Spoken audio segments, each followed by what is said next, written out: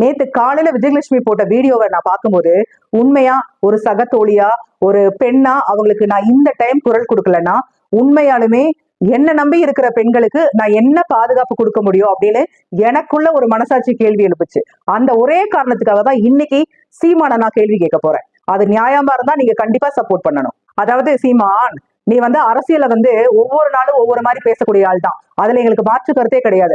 ஆனா உன்னை நம்பி தன்னோட வாழ்க்கையை கெடுத்த ஒரு பொண்ணோட விஷயத்துல இப்படியெல்லாம் நீ மாத்தி பேசுவேன்னு நாங்க யாருமே எதிர்பார்க்கல. ரொம்ப கேவலமான ஜென்மம் யாருன்னா பாலியல் குற்றவாளி சீமான் நீதான். அதாவது சூடு சுரண வெக்கம் மானம் இருந்தா மனுஷன், சரியா?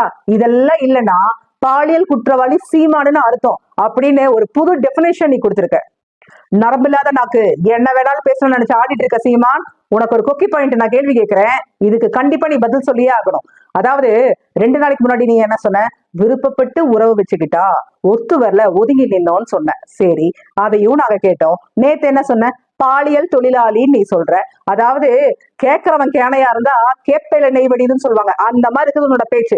நல்லா கேட்டுக்கோங்க பத்திரிகை நண்பர்களே.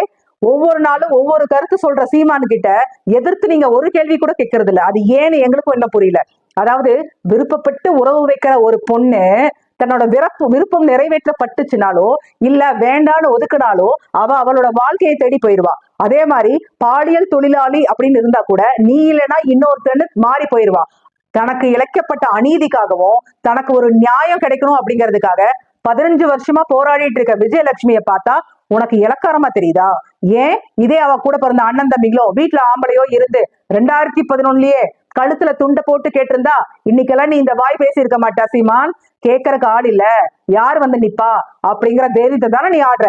இவங்க அந்த கட்சிக்காரங்க, இவங்க இந்த கட்சிக்காரங்க அப்படின்னு ஒரு இயக்கத்தோட போர்வையில போட்டு யாரையும் பதுக்கிட முடியாது சீமான்.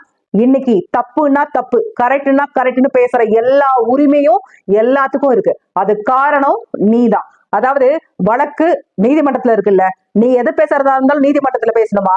இல்ல ஸ்டேஷன்ல விசாரணை கூப்பிட்டாங்களா, ஸ்டேஷன்ல போய் உட்கார்ந்து பேச வேண்டியதானே? வெளியே வந்தோடனே என்ன அப்படி பேட்டி கொடுக்குற? காரணம் என்ன?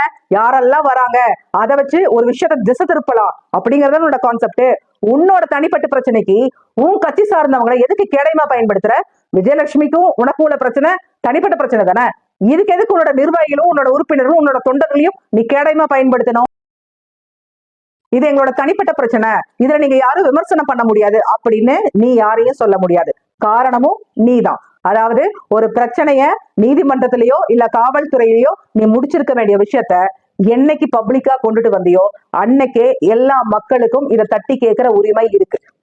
2011ல விஜயலட்சுமி யாருன்னு எனக்கு தெரியாது, விஜயலட்சுமிய எனக்கும் எந்த சம்மந்தமே கிடையாது, நான் ஓடி ஓடி கதை செய்யற அளவுக்கு எனக்கு நேரம் இல்ல, படிக்கிறதுக்கும் படுக்கிறதுக்குமே நேரம் இல்ல அப்படின்னு சீனை போட்ட நாய் தானே நீ. இன்னைக்கு நீ என்ன சொல்ற? 2025ல விருப்பப்பட்டு உறவு வச்சுக்கிட்டு வந்தா அப்படின்னு நீ சொல்ற. அப்ப எந்த வாய் உண்மை சீமான்? பத்திரிகையாளர்கிட்ட நீ பேட்டி கொடுக்கும் போது எனக்கு ஒரு விஷயம் நான் சொல்லணும்னு நான் நினைக்கிறேன். அதாவது கவுண்டமணி ஒரு படத்துல வீட்டுக்குள்ள பொண்டாட்டிட்ட சரியான அடி வாங்குவான். அடி வாங்கிட்டு வெளியே வந்தோடனே யார்கிட்ட வச்சுக்கிட்டா அப்படி பண்ணிடுவேன் இப்படி பண்ணினா சீனை போடுவான். அந்த மாதிரிதான் இருக்கு உன்னோட பிரஸ் மீட். அதாவது மண்டிகிட்டா மானஸ்தன் அப்படின்னு சொல்லிட்டு உனக்கு ஒரு பட்டம் கொடுக்கலான்னு இருக்கேன். ஆனா மானஸ்தனுக்கு அர்த்தம் வேறதான், பட் வேற வழி இல்ல. பப்ளிக்கா சொல்லும் போது இன்னும் கேவலமா சொல்ல வேண்டாமே அப்படின்னு சொல்லி மானஸ்தன்னு சொல்றேன். அதுக்கு யார் வேணாலும் என்ன வார்த்தை வேணாலும் நீங்க போட்டுக்கோங்கப்பா, அது எனக்கு தெரியாது, ஓகேங்களா? எதுக்காக இதை சொல்றேன்னா 22ஆம் தேதி வரைக்கும் விஜயலட்சுமிட்ட கெஞ்சி கூத்தாடி முக்காடு போட்டு போய் காலில் உளுந்து வெக்கமா இல்லையா சீமான் உனக்கு? உன் கூட இருக்கிற ஆளுங்களெல்லாம் விட்டு தூது விட்டு வழக்க வாபஸ் வாங்க வைக்கிற வெக்கமா இல்லையா? மானம் போச்சேடா, இனிமேல் முக்காடு போட்டு என்ன பண்ண போற? நாம் தமிழர் கட்சி கூட பயணம் செய்யற எல்லா பெண்களுக்கும் நான் ஒரு வேண்டுகோள் விடுக்கிறேன். அதாவது காளியம்மாளுக்கும் விஜயலட்சுமிக்கும் நடக்கிற விஷயங்கள் சுயமரியாதை பிரச்சனை. அதாவது தன்னை பயன்படுத்திக்கிட்டு பிசிறு மசுறுன்னு தூக்கி போட்ட ஒரு ஆணுக்கும் ஒரு சுயமரியாதை உள்ள பெண்ணுக்கும் நடக்கிற போராட்டம்.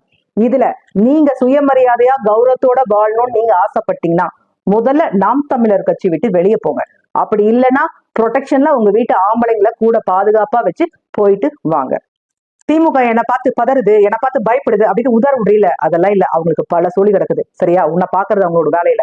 அதாவது திமுக பயப்படுதோ இல்லையோ சீமான், ஒட்டுமொத்த தமிழ்நாட்டு பெண்களும் உன்னை பார்த்து பயப்படுறாங்க.